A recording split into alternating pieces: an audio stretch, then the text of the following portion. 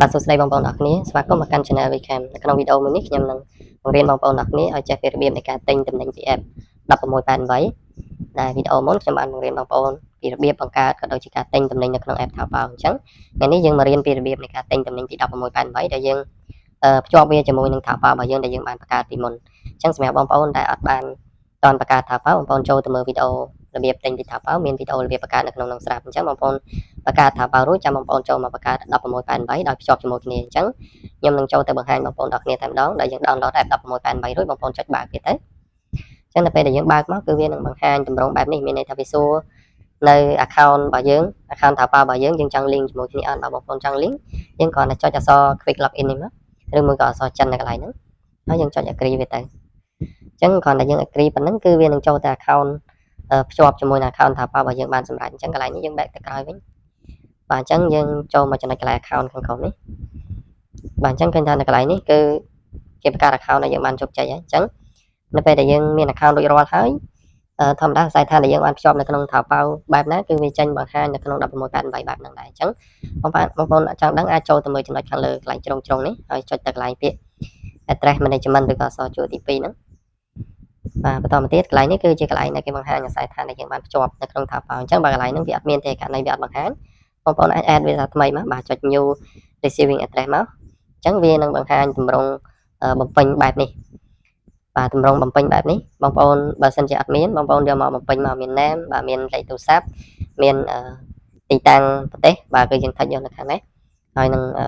អាស័យដ្ឋានបាទ address ហើយនឹងអាស័យដ្ឋានលម្អិតនៅកន្លែងនេះនឹង zip code អញ្ចឹងគឺយើង copy មកទាំងអស់ហ្នឹងហើយបងប្អូនចុច save ទៅបាទកន្លែងនេះគឺយើងបំពេញលេខទូរស័ព្ទនិងលេខកូដតំបន់សាខារបស់ JNT អញ្ចឹងនៅក្នុងមេរៀននេះគឺខ្ញុំបង្ហាញបងប្អូនពីរបៀបនៃការដឹកតាម JNT អញ្ចឹងវាងាយស្រួលអូខេអញ្ចឹងខ្ញុំ save វាតាមទៀតយើងបែកទៅក្រោយយើងអាចចូលទៅទិញទំនិញបានទេអញ្ចឹងបងប្អូនចូលទៅស្វែងរកទំនិញប្រភេទណាដែលបងប្អូនចង់ទិញទៅហើយនៅពេលដែលបងប្អូនឃើញបងប្អូនអាចចុចទិញវាបានតែម្ដងអញ្ចឹងឥឡូវឧទាហរណ៍ថាខ្ញុំចង់បានទំនិញប្រភេទមួយនេះខ្ញុំចុចទៅលើវាមួយបាទយើងចុចទៅលើវាមួយទៀតអញ្ចឹងបងប្អូនអាចអូសចុះក្រោមទៅអាចមើលព័ត៌មានទំនិញហ្នឹងការ review របស់គេក៏ដូចជាការមើលហាងគុណភាពទំនិញអីផ្សេងៗនៅមើលនៅចំណុចកន្លែងនេះអាចប្រើ Google Translate បកប្រែជំនួយទៅហើយកន្លែងនេះគឺជារូបភាពលម្អិតនៃទំនិញមួយអញ្ចឹងយើងអាច scroll មើលបន្តិចទៅអញ្ចឹងនៅពេលដែលយើងឃើញថាវាល្អហើយយើងចង់បានវាបងប្អូនអាចចុចលើអក្សរពណ៌ទឹកក្រូចនៅកន្លែងនេះទៅបន្តមកទៀតបងប្អូនធ្វើការរើសមុខទំនិញដែលបងប្អូនចង់ទិញអញ្ចឹងបងប្អូនអាចរើសទំនិញដែលបងប្អូនចង់ទិញនៅកន្លែងហ្នឹងទៅហើយរើសសាយរបស់គេគឺនេះគេដាក់សាយ36 37 38 39ឬក៏40 41អីចឹងទៅអញ្ចឹងនៅពេលដែលយើងរើសសាយអញ្ចឹងឧទាហរណ៍ថាខ្ញុំយកម៉ូតហ្នឹងហើយខ្ញុំយកសាយ38 39យើងយកមកគូយើងចុចលេខបូក1មកឡើងគូអញ្ចឹងយើងអាចអូសមកក្រោមបន្តិចយើងមើលនៅចំណុចកន្លែងនេះអញ្ចឹងយើងអត់យកការ pay លុយជាមួយ Alipay ទេព្រោះ1688គេអាចឲ្យយើង pay ជាមួយ Visa Card បានដោយ Taobao ដែរ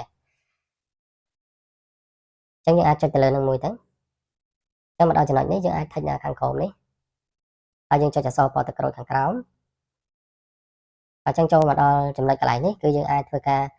ភ្ជាប់នៅ Visa Card ចូលបានអញ្ចឹងយើងអាច touch លើកន្លែង Visa Card ឬក៏សញ្ញាប្រូចនៅកន្លែងនេះ